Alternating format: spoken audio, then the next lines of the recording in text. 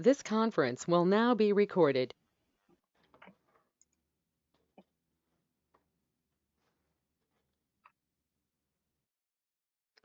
Give Dale another minute. If he's not on, we'll go ahead and get started, and he can join in progress. Yeah, that sounds good.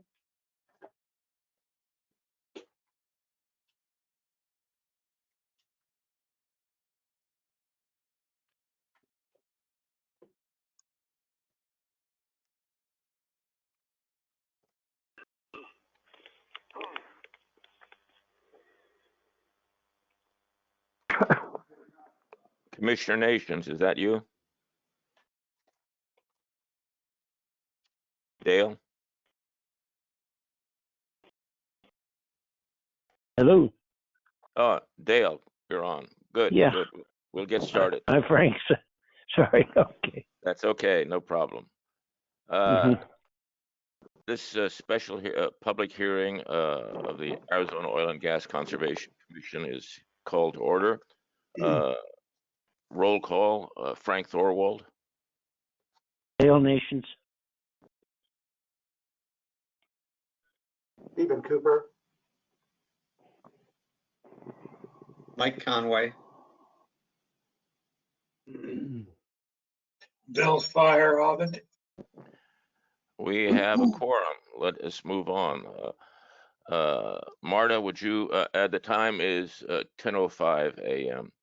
Marta, would you please, our Administrator Hoden, would you please brief us on this public spacing exception?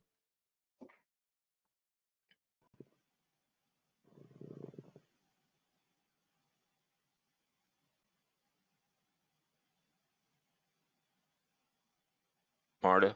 Your mic is muted. Thanks. Sorry. Okay, I'll start over.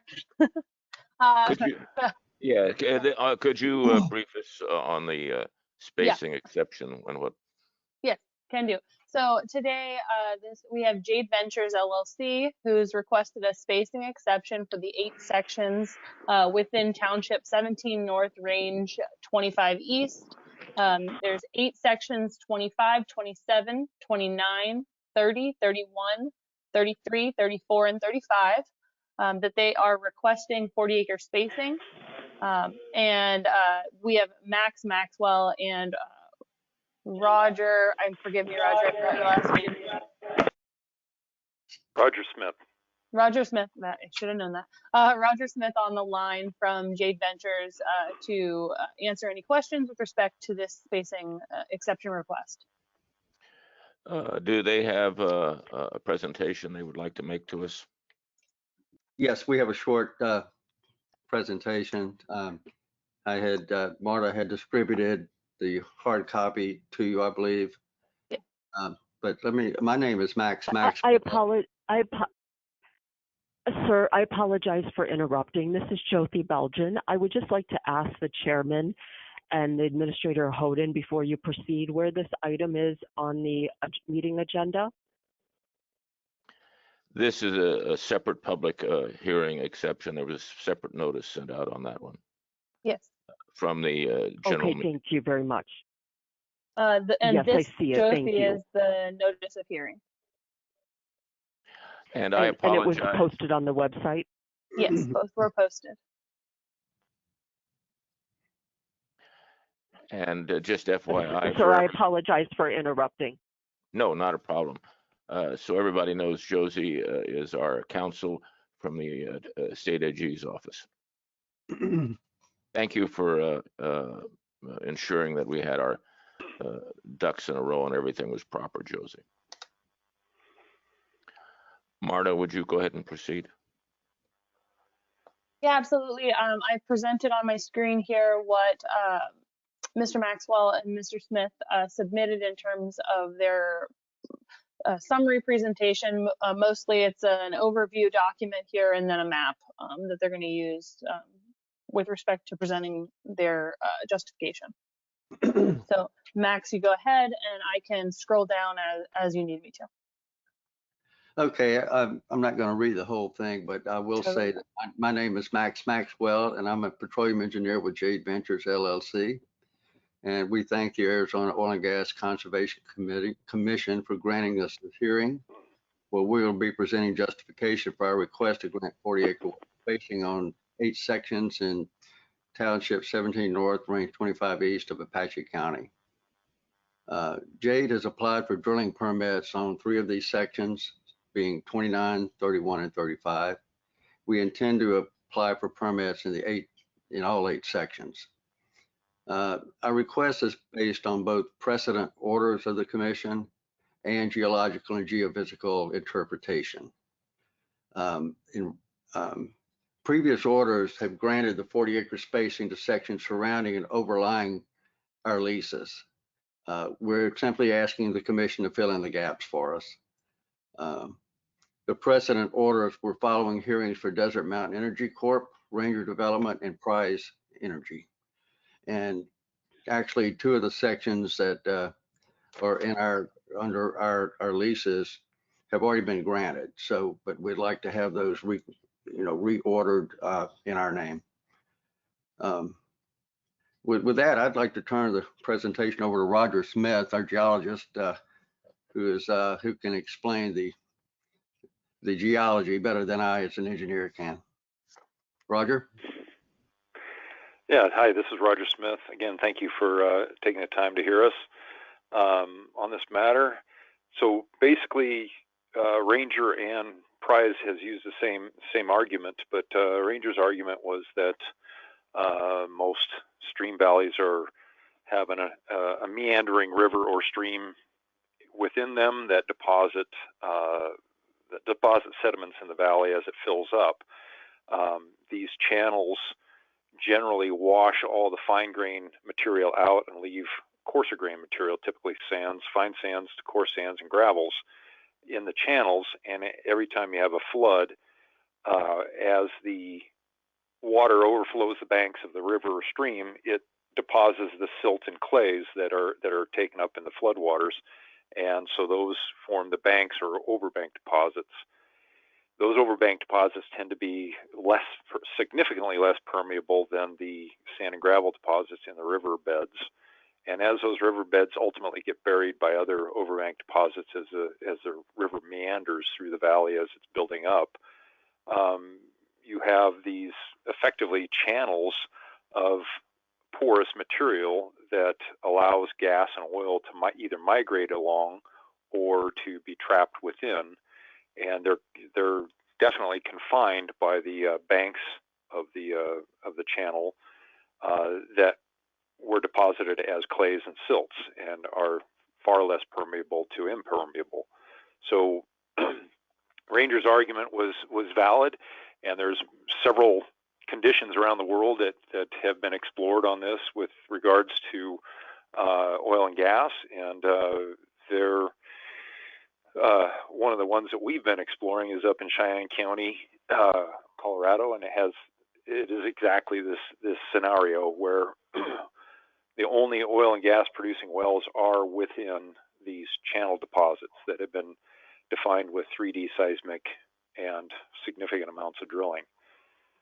So that said, that would apply to our Holbrook Basin, and probably would apply throughout the Holbrook Basin at multiple depths within it, because it's all sedimentary deposits.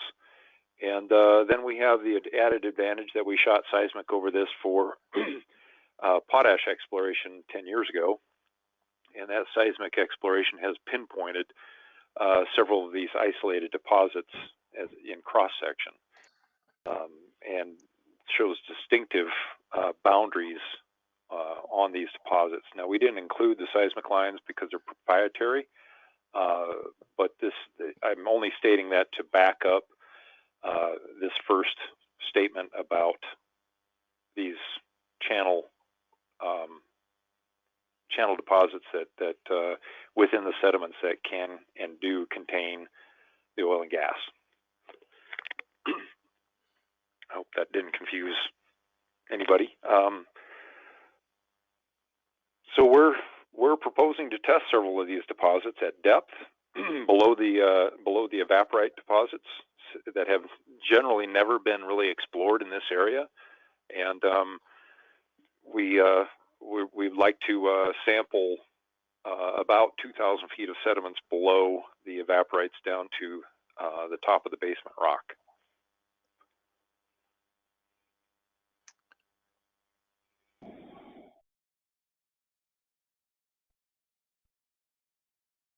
So I can see this better, what part of the area is that in the northeastern part of the state or the eastern part of the state? The Holbrook Basin? No, where is it within the basin? Oh, okay, so we're in township 25, excuse me, we're in township 17 north, 25 east. Okay, good. Which is on the southeast side of the Petrified Wood National Park. Okay. I know where you are now. Okay, and then unfortunately I'm having video issues over here, so I can't put the ranger and prize map on the screen, but the prize presentation included the ranger block, and they kind of surround us, and the ranger block covers us on at least 2 sections, and that would be in the prize presentation. Commissioners, do you have any questions for him?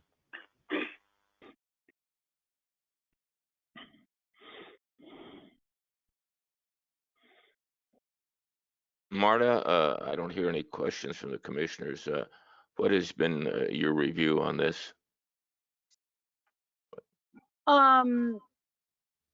Overall, Jade Ventures, like they mentioned, is requesting the spacing exception in multiple formations below the evaporites to basement.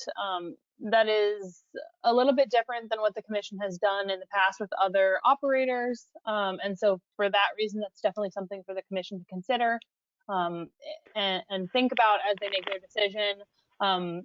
But they are correct in terms of my assessment of some of these formations and understanding of the nature of some of these formations in their justification. How far is it to basement there? I think it's approximately 4,700 feet on section 35 and approximately 4,100 feet on section 29.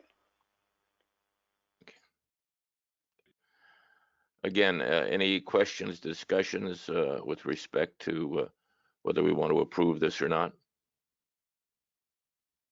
from the commissioners? Mr. Chairman, I would make a motion. This is Dale. Go ahead, Commissioner Nations. I move that we approve the request for 40-acre spacing in sections 25, 27, 29, 30, 31, 34, 34, and 35 in Township 17 North, 25, Range 25 East in Apache County, Arizona. Do we have a second? Bill, second. All in favor, say aye. Aye. Aye. Any opposed? The motion carries. You have your spacing approved. Thank you very much. That concludes the special public hearing. Is there a motion to close the hearing? I move we end the hearing. So moved. I second. Okay. This is Dale. All say aye that are would like to have this hearing ended. Aye. Aye. The motion carries. Just stay right on the line here, and we will go for our general meeting, our regular meeting. I'm going to go ahead and stop this recording and then start a new recording for the regular meeting. Just give me one moment. This conference will now be recorded. It is now 10:15 a.m. on May 20th, 2022, and this a meeting of the Arizona Oil and Gas Conservation Commission. Regular meeting is called to order. We have myself, Frank Thorwald, Commissioner Nations, Commissioner Cooper, Commissioner Firebrand, and Commissioner Conway on the line. Let us proceed to the first item on the agenda. Is there any conflicts of interest between any of the commissioners?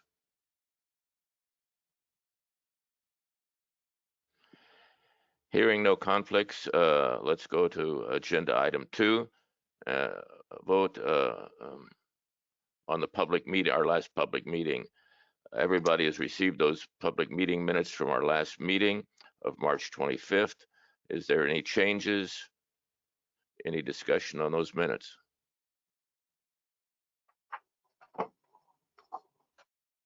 Hearing none, do I have a motion to approve those minutes? This is Mike Conway, so moved. Second? I second that. All in favor, say aye. Aye. Aye. Aye. Aye. Anybody opposed? The minutes are approved. Let's go on to item 3, Pentadome Operating LLC asset transfer. Marta, would you fill us in on this? Absolutely. So we have discussed the Pentadome and the rare earth exploration asset transfer of the 12-1 state in the last 2 meetings.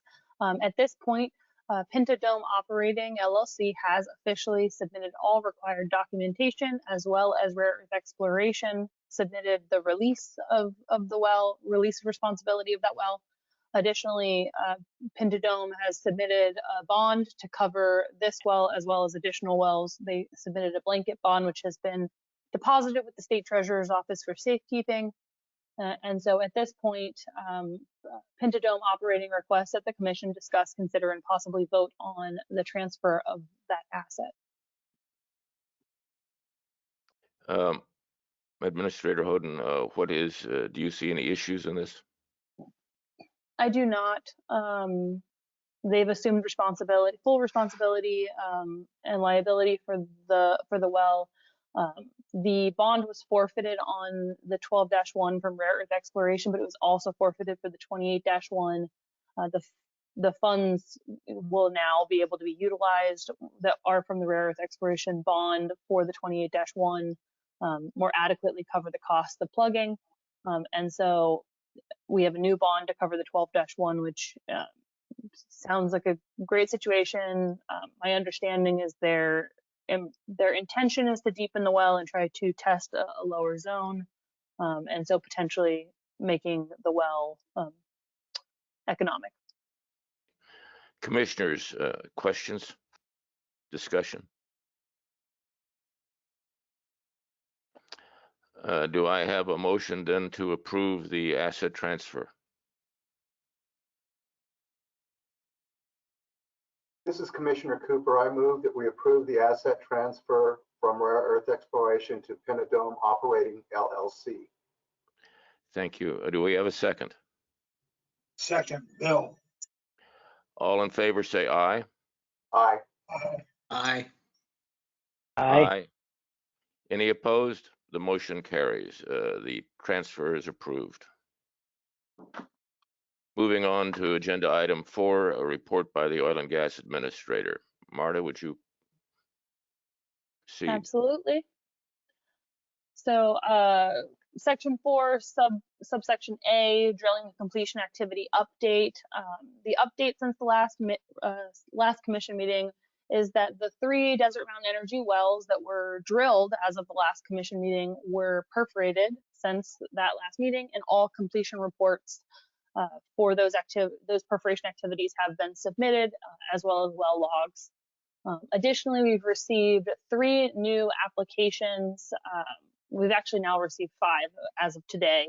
As of the posting of this agenda, there were 3 new applications from Jade Ventures received, the 3 that were discussed in the previous hearing.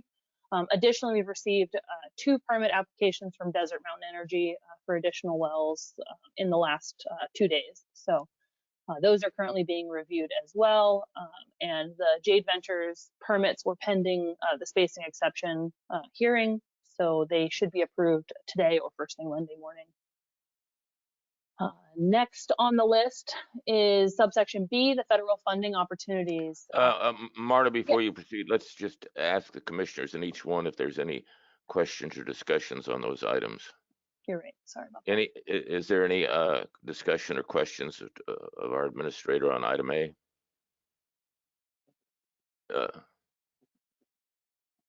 Hearing none, go ahead, Marta. Absolutely. Okay. So now subsection B, federal funding opportunities. First, I'm going to discuss the initial grant application, and then I'll get into the subsequent grant opportunities. So in the last month, myself with DEQ has been hard at work completing the application for the initial grant funds. The due date for that application was last Friday, the 13th. We did successfully submit our application for the state of Arizona, seeking the full large initial grant of $25 million for the intention of developing and deploying an orphaned well plugging and remediation program.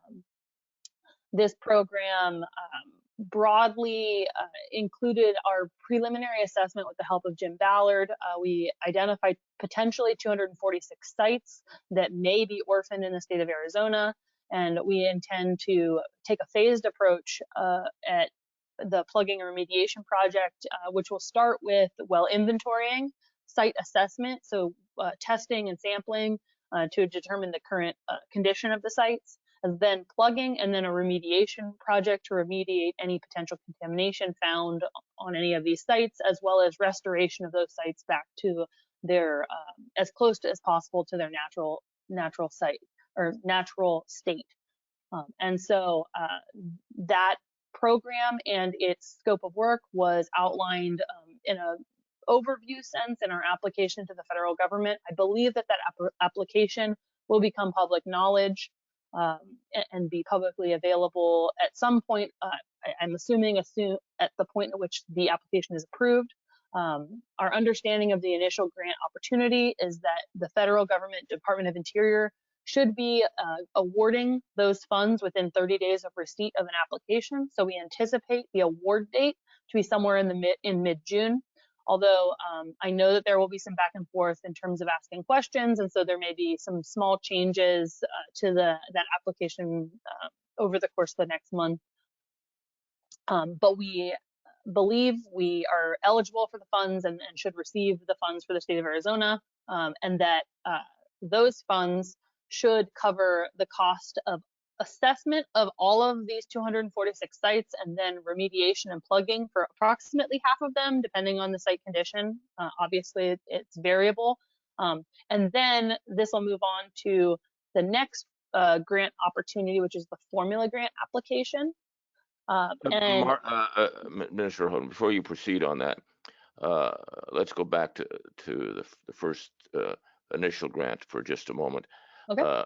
And talk about what that included with regard to the O'Neill land and how the drawdown would work on that for money and that extra 90 days that we talked about. Absolutely. Forgive me. And so a little bit of background information on how the initial grants award, receipt, and then obligations timeline looks like. And so for the initial grant funds, each state, like I mentioned, there's a 30-day approximately from the receipt of application until the award date. But within the grant guidance, it was indicated that every state is eligible based on need to request a 90-day delay from award date to receipt of funds. And so basically that's just a delay to the point where you could start drawing down those funds. It allows states the opportunity to gather information, prepare contracts, etc. Once those funds are received and you can begin drawing down, you have 90 days from that point to obligate 90% of the funds. So any project-specific funds, non-administrative, need to be obligated to contracts within 90 days of the receipt of those funds. So it'd be a very, very quick turnaround time in the next 6 months of awarding all of the contracts to do the site assessments, the plugging, and the remediation and restoration work over the next 6 months. And then additionally, within the initial grant, there's a 10% administrative portion of the funds, which will be utilized to hire staff to be managing this work and overseeing this work, posting data that will be publicly available, community engagement to involve particularly overburdened communities and get engagement on the process and feedback throughout the process of the program. And some of the administrative funds will be utilized for website maintenance and development or acquisition of an existing platform or portal that could be used to manage and hold data and make it publicly available throughout this process. So there's many pieces that are also included in how this $25 million would be spent. And the intention is to start hiring immediately to manage the grant, to get the ball rolling. As soon as the funds are awarded, the state of Arizona intends to start work before the receipt date. And so we are actively seeking employees to start hiring for those project management positions. And then by the time the funds are received in three months from the award date, the intention is to hire the remainder of the staff. And then the timeline, the estimated timeline that we included in our application for completion of the work is we estimated 3 years to complete the portion that would cover the $25 million. And so, like I mentioned previously, that would be assessment of the 246 sites and plugging or remediation of approximately half of those sites but again, it's dependent on the specific site costs. Additionally, just so everyone's aware, it will not be just random selections in terms of how we prioritize things. There is a process and a system we're working on developing, and we'll be engaging the public to get their input on prioritization of sites and how we would weight those priorities in terms of which areas are most important to the community to get out and remediate and plug first. And so that's also a part of the funding opportunity with respect to community engagement. And outreach, I might add outreach to the community, to the entire state to find out about funds. Yeah, and you mentioned O'Neill, and I apologize I didn't touch on that, but of these 246 wells, 17 were identified as being on O'Neill, which is the Office of Navajo and Hopi Indian Relocation. It is a federal agency, but the Department of Interior has indicated that the funds that are going to be awarded to the state will be responsible for remediation and plugging on those sites. So those 17 were included in our 246, and we are working actively to build a line of communication as well as intergovernment agreements with the Navajo Nation and the O'Neill office in terms of completing that work and how to be most efficient to do that work. I might add DEQ as well as the governor's office have been intricately involved in all of this, and the governor's office has set up a team to help moving these things forward. Yes, absolutely. I would definitely want to give credit where credit is due. This was not just the commission's work to put together this application. There are many people who supported the activities. The scope of remediation and site assessment expands far beyond just oil and gas. So we're looking at air, water, and soil remediation potentially if any contamination is found. And so we've engaged technical expertise across AZOGCC. And so definitely, and the governor's office helped us put together this application as well. So they've been a great help and support in getting that application out the door. Any question? Go ahead. Yes, Mr. Chairman, I have a question. This is Dale Nations. Go ahead, Commissioner. Marta, what is the plan for who will actually be doing the assessment? Is there a large staff involved, or I mean, it's obviously beyond your existing staff?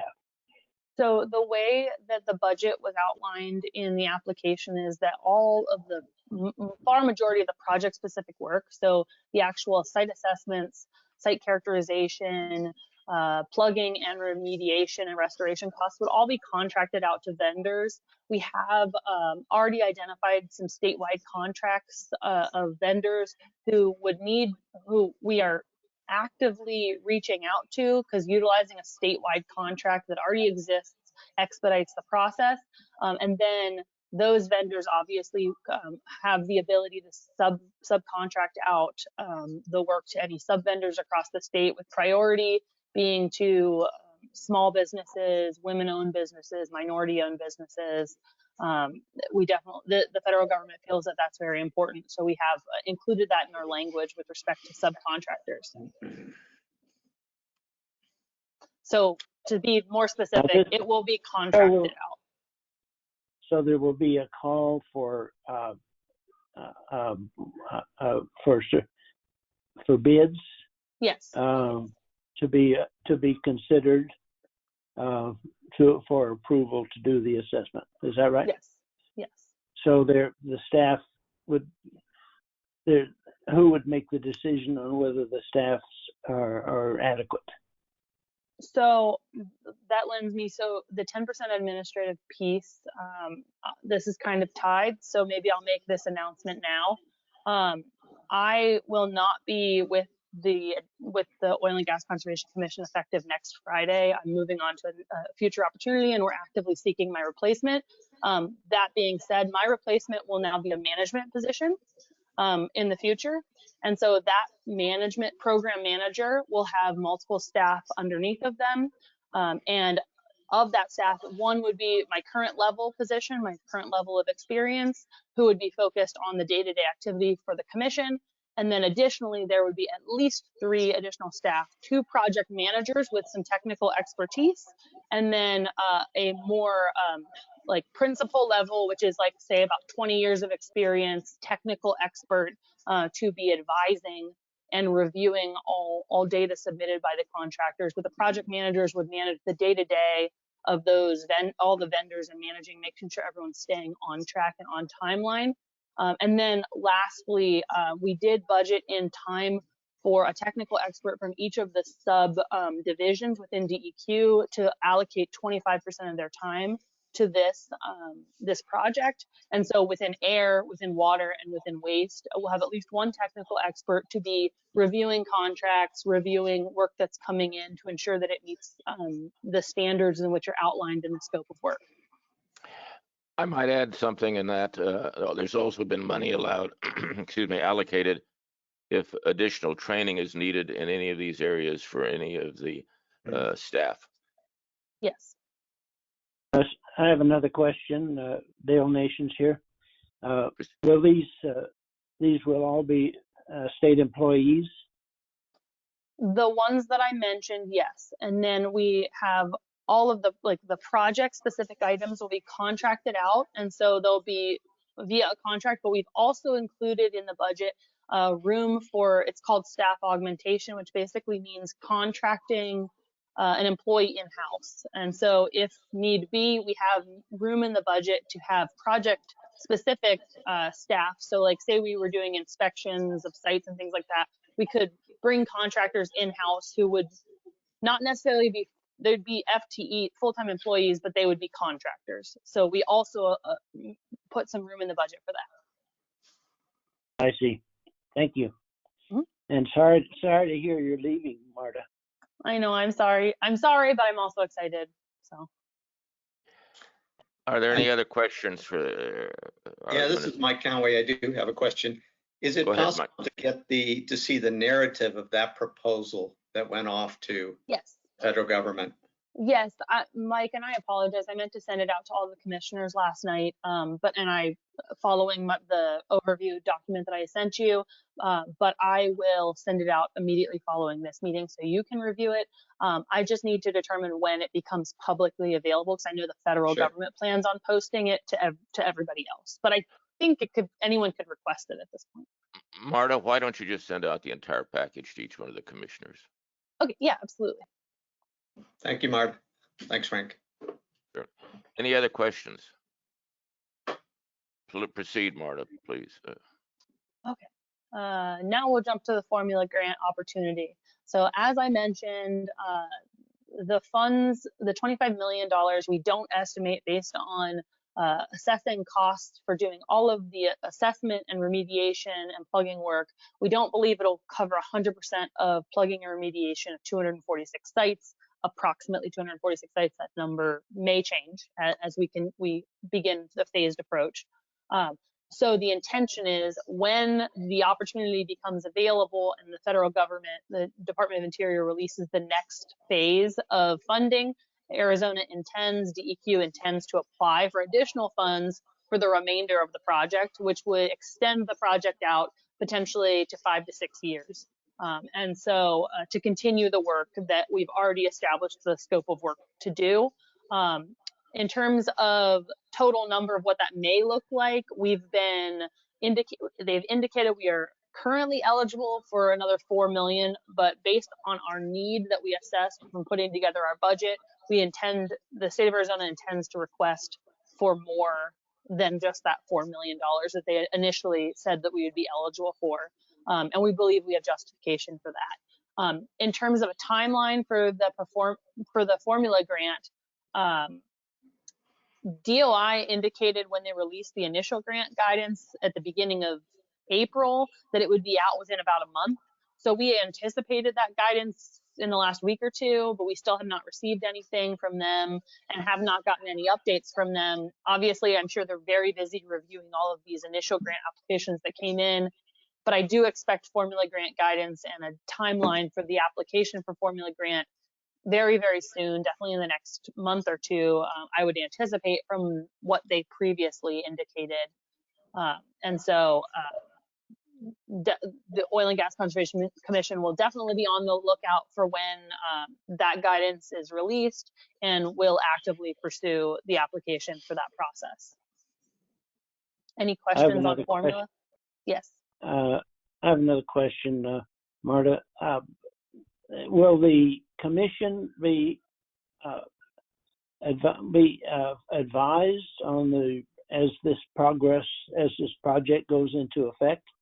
Will there be regular advisements to the commission, or how would that work?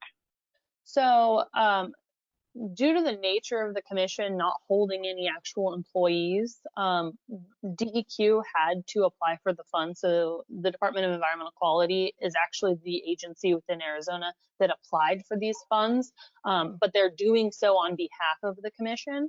And so in that respect, yes, the commission will be engaged throughout the process. And as I mentioned, the structure of management of the program, the project manager will be your administrator moving forward. And so that project manager will be splitting their time between managing the grant staff and managing the day-to-day activities and needs of the commission, and will be doing commission meetings, et cetera, and keeping the commission apprised of all updates associated with the grant.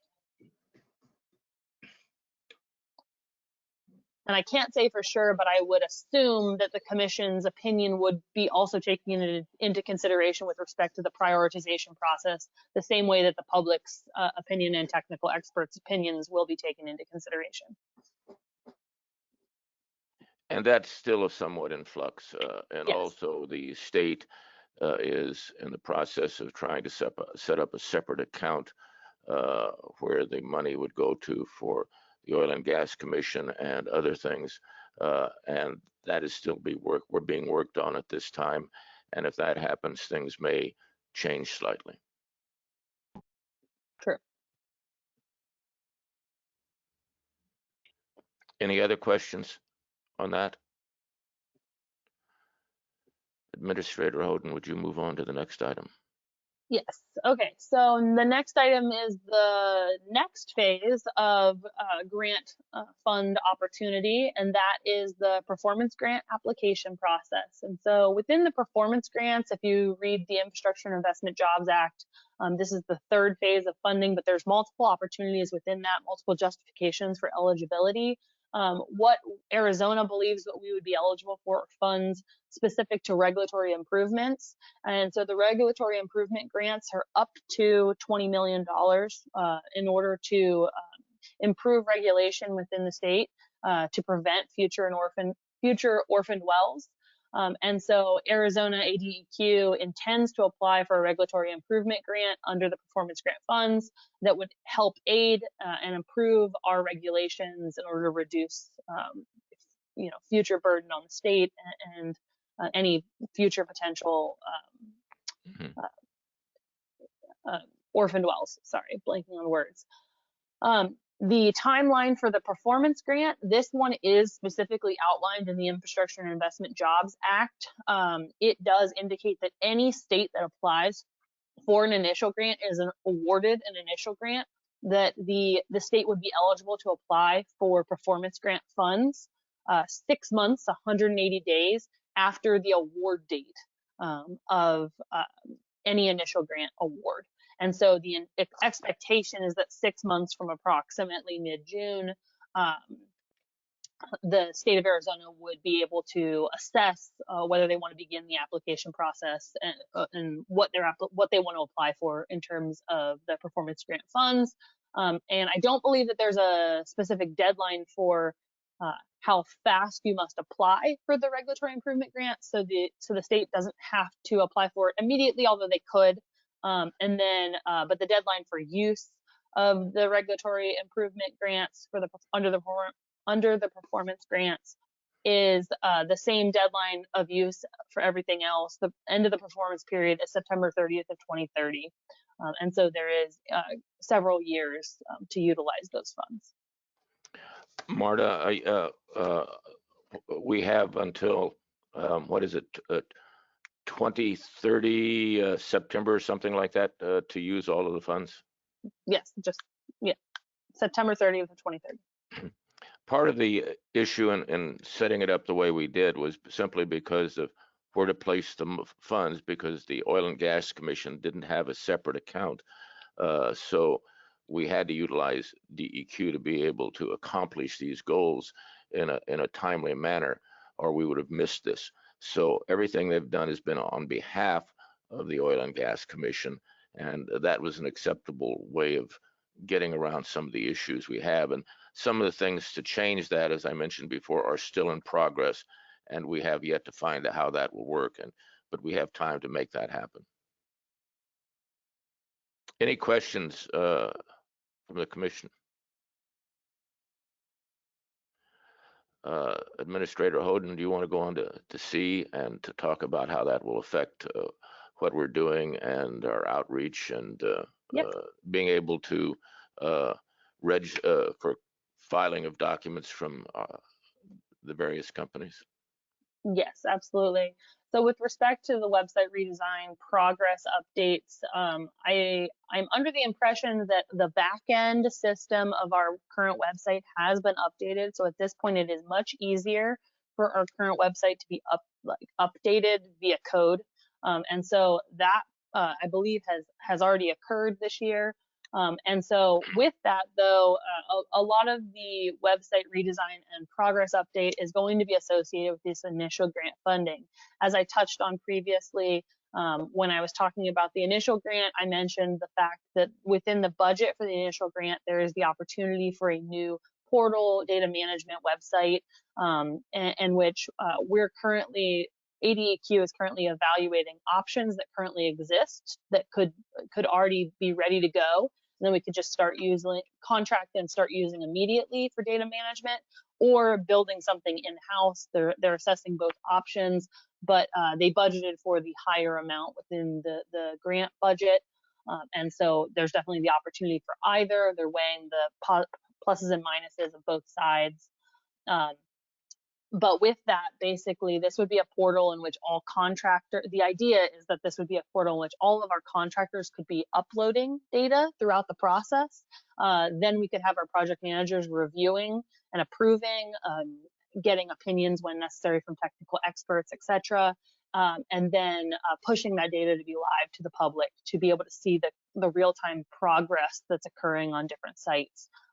Something that is very important within the Department of Interior and the federal government is the transparency and community engagement piece. So we are also looking at ways to utilize website updates in a way to engage the community. So we are looking at, again, updating our current website or utilizing another service that already exists that could be pushing surveys, engaging the community. We also intend to hire community liaisons specific to this project who will be out there in in the community, getting opinions, making people aware, talking to local government officials, making sure the community is being engaged and involved in the process. So all of that is to say that there's a lot coming associated with the grant that will not only be updates that will last just the period of the grant, but getting all of our records not only in digital form, which a lot of our records are currently scanned and available online,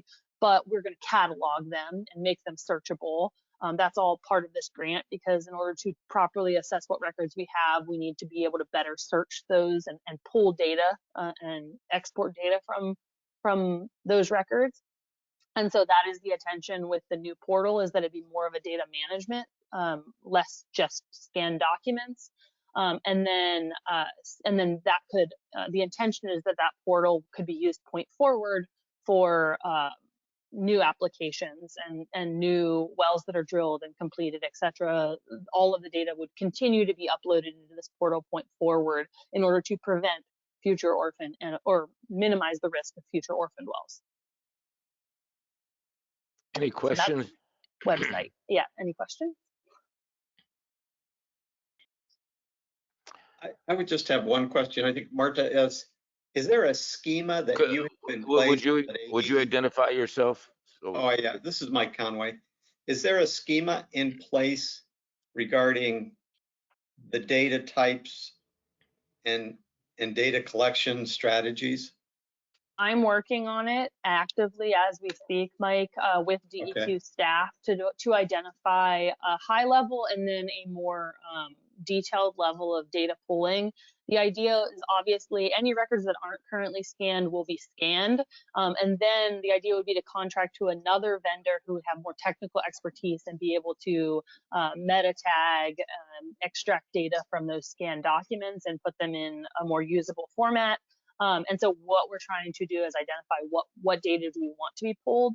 Obviously, if any of the commissioners of the public has opinions about what they would like to be pulled and what would be useful information, please feel free to email the Oil and Gas Conservation Commission email, and we'll take that into consideration when developing this priority list for what data needs to be extracted.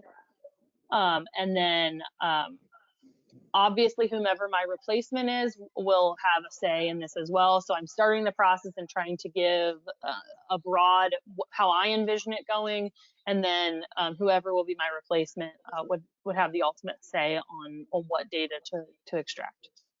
Let me add something to that. Marta will also potentially be coming back occasionally to update the person replacing her with extra information to help them transition. Yeah, I believe in making myself available to whomever the next administrator is. I know short time frames, it takes a little bit of time to hire someone within the state. And so I know I'll be gone before someone is hired. And so for that reason, I want to make myself available so that they can understand the work that I've done, why I made the decisions that I made. And so I hope not to just leave someone empty-handed. Any questions on this before we move forward? Hearing none, Marta, why don't we move on to item D? All right, rule updates. So the 5-year rule review specifically, since the last commission meeting, we did successfully submit a 5-year rule review. We found out that we could not get an additional extension. And so we submitted a skeleton 5-year rule review. And so it's partially completed, but not completely filled out to our, desired level. Obviously, my time commitment in the last month has been all towards grant application process. And so I haven't had a chance to get back to the 5-year rule review, but I do have lots of notes in place for whomever my replacement is to hopefully take the lead on that immediately as soon as they take the position and finalize that 5-year rule review for GERC. And then proposed statutes and rule package changes. As I mentioned with the performance grant funds, there's definitely opportunity for hiring additional staff to be making these changes. I have been throughout the process of establishing a scope of work for the grant, I've been looking at what more industry standards are in order to improve our regulations and collecting that information for whomever my predecessor or whoever follows me in this position. And so, and I've been sharing that with the DEQ management so they are aware of the intentions for changing the rules moving forward. Any questions on rule updates?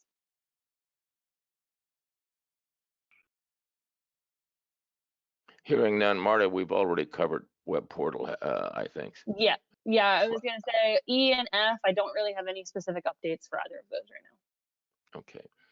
Moving on to 5, the report by the chairman. Last week I was at, and part of this week I was at the Interstate Oil and Gas Compact annual meeting, and just a moment.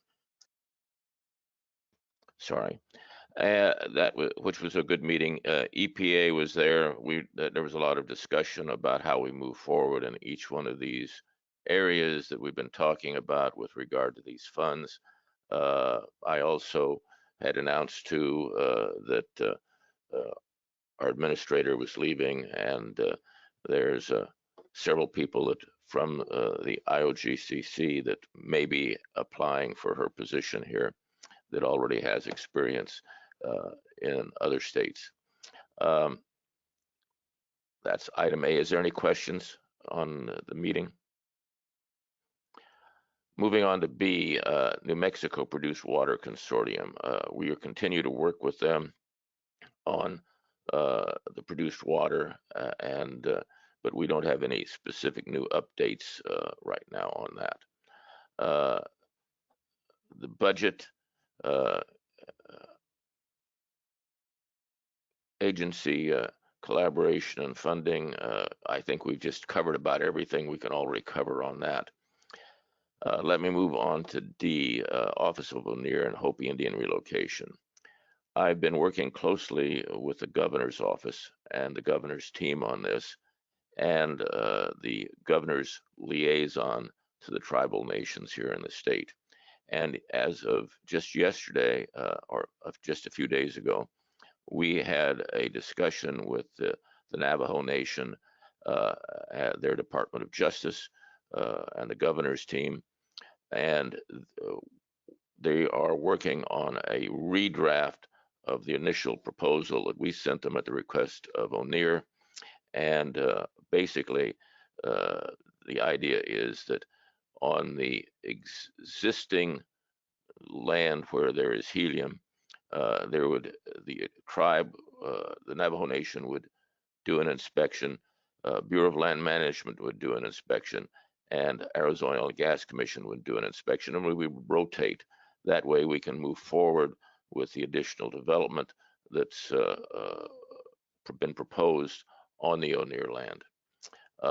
In addition to that, we could do those same kinds of things with regard to the 17 wells sites that we need to inspect on O'Neill land, and they are looking at a public relations campaign too to find out if there's any additional sites on the O'Neill land, and communications between us in general on oil and gas issues between the states.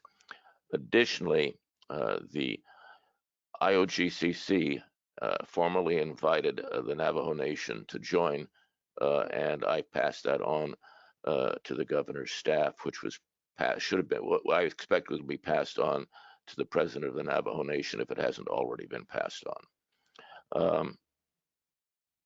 Any questions on any of that so far? Yeah, Bill, you keep mentioning the Navajos. Are we including the Hopi also in this? No, because there are no wells.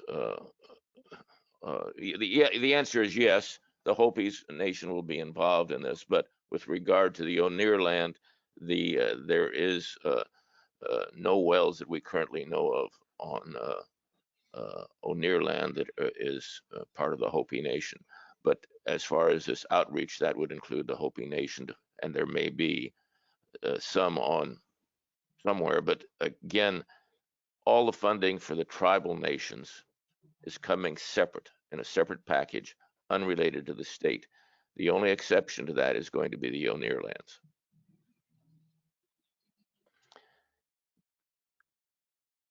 Does that answer your question? It does. I just wanted to be sure that the lines of communication included them. Yes, it does. Any other questions on that? Dale, do you have anything to report? Yes, I do. This is Dale Nations. I want to publicly commend our chairman and the oil and gas administrator on the good work relative to the fund, the grant funds to update our control and supervision of past drilling activities, these orphan wells. So congratulations on your good work, and Marta, good luck to you in your new position. And Frank, you keep up the good work. This is Dale Nations. Thank you, Commissioner Nations. It's certainly been a team effort. Let's move on to F, ADEQ. ADEQ has been met the challenge, and that was why in the last meeting I wanted you to meet the director.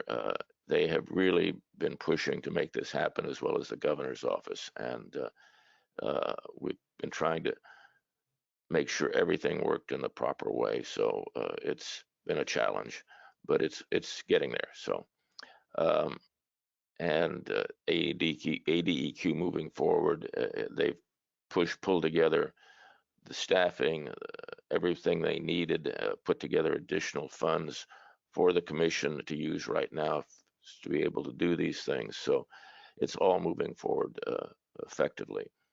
On item G, the legislation affecting Arizona, there's really nothing out there right now other than what the governor is working on with regard to the separate location of funds for the commission. There will be legislation that we'll propose, as we mentioned earlier, that will update things and make things more effective as we move forward, including the cost of application to bring that more current with what the rest of the country is. Any questions on that? On H, lobbyist registration. I have not registered yet. Part of the reason I delayed in registering was because they wanted to report it on this last report, and I just also haven't had time to finish that. And I wanted to ask Commissioner Cooper if he had registered yet. Mr. Chairman, board members, I have not registered yet. The reason for that was I represent a number of special purpose taxing districts and some cities and towns, and I was trying to see if I could combine them all in one application. And looking at the online form, it appeared to me that that was going to cause more problems than solutions. And so I do plan on Monday or Tuesday of next week getting that application completed for the lobbyist, uncompensated, for the Oil and Gas Commission. Thank you, Commissioner. Marta, what is going to be the best time, our Administrator Holden, what's going to be the best time for us to register?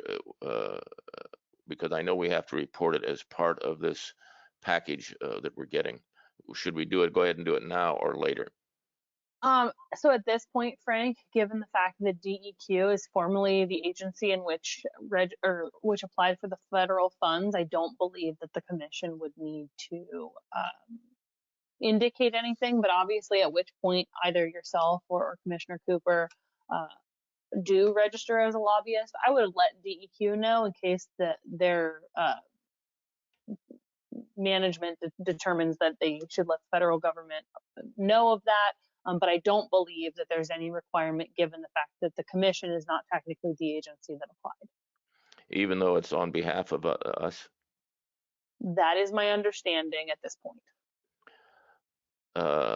Does the AG's office have any advice on us on that? Should we wait or do any further checking? Chairman Thorwald, if I were going to give you advice, we would go into executive session, but you don't need to because I don't have an opinion, so I can speak after I do some research. I can speak to you individually. Okay, thank you very much. I'll just also mention, Frank, that the reporting for lobbying is specific to federal lobbying, so I don't think that this would apply in that case either. Okay, thank you. Is there any discussion on anything that we have done so far? Mr. Chairman, this is Commissioner Cooper. Based on that conversation, I will wait until you get the green light from the parties that it's okay to file the registration. I'd rather err on the side of caution than file something that might cause a potential problem that we're not aware of. Thank you, Commissioner. That brings up one other item. Until we have somebody in place to replace our administrator, from time to time, I may email all of you in one email updates. Please do not respond to that or we'll have a problem. I can update you, but don't pass the information or talk between yourselves on it. Is there, hearing nothing else, call to the public? Is there anybody in the public that would like to comment?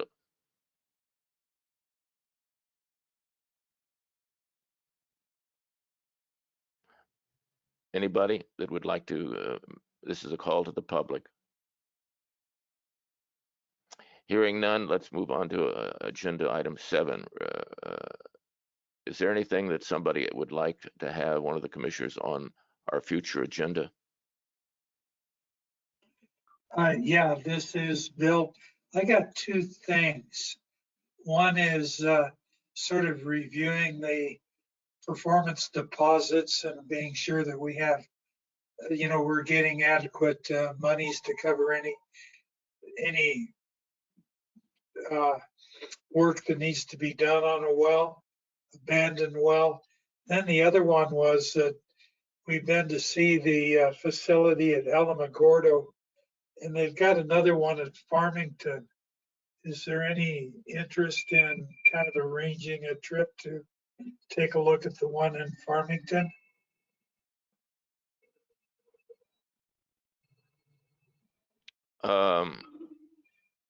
Commissioners, do any of you want to go to Farmington to look at that? I'm game. I might. What facility is this in Farmington, please? This is Mike Conway. Desalinization. Oh, I see. Produced water. Yeah, I might be interested at some point. That's also been part of the discussion with the Navajo Nation too, is the produced water on the Navajo Nation and general use of water, desalinization in that area because there's potential shortage in that area because of the Colorado River. So if you're doing that, let me know so we can coordinate that with the governor's office.